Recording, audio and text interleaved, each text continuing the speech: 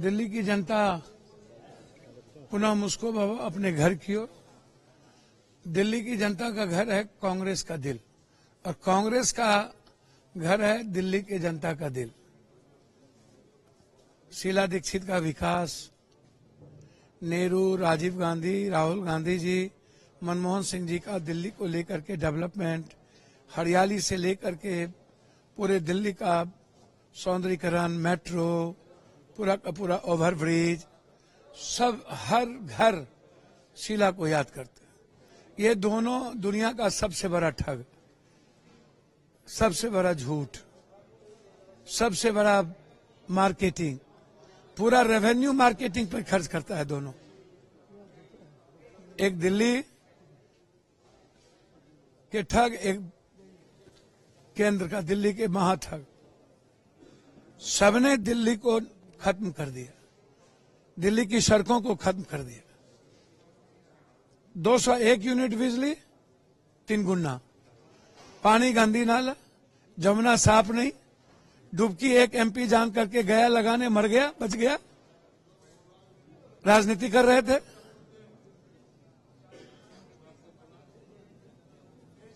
सड़कें गायब हो गई। रेरी ठेरी वाले पूर्वांचल बंगाल के जितने लोग हैं सबको पुलिस लाठी मार के भगा देती है, हफ्ता वसूलती है।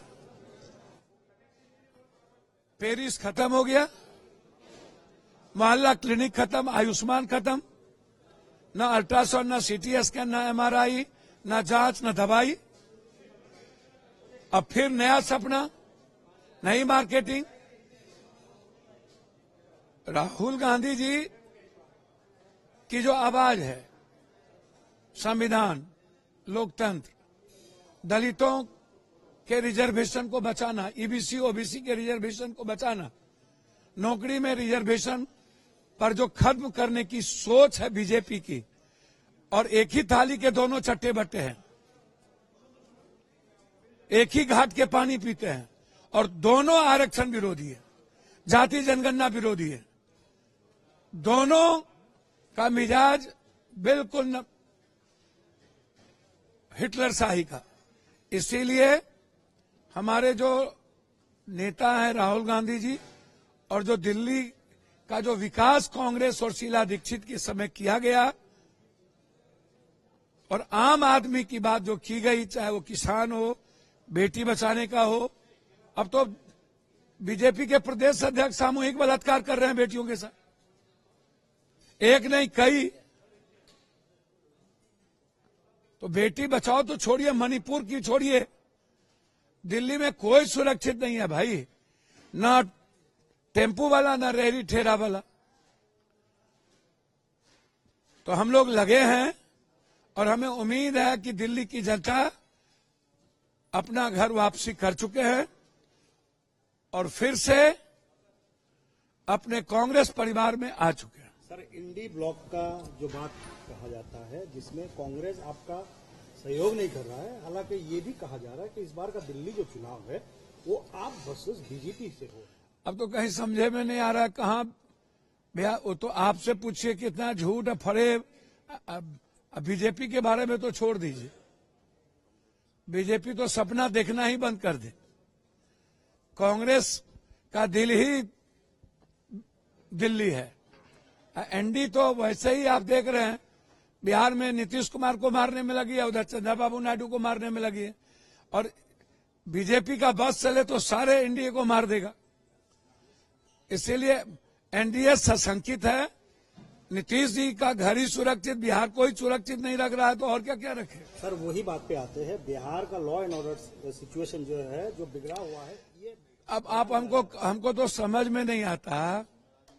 मेरा एक आग्रह है कि एक तरफ बिहार की राजधानी के बगल दानापुर में बालू माफिया 200 गोली चलाता है, दूसरी तरफ मोकामा में 100 गोली चलाता है,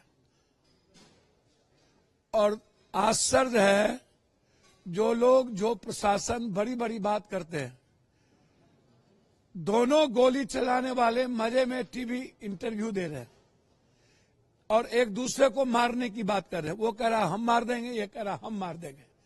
मतलब सरकार नाम की चीज है ही नहीं। तीसरी तरफ थानेदार बैठ के मजे ले रहे हैं।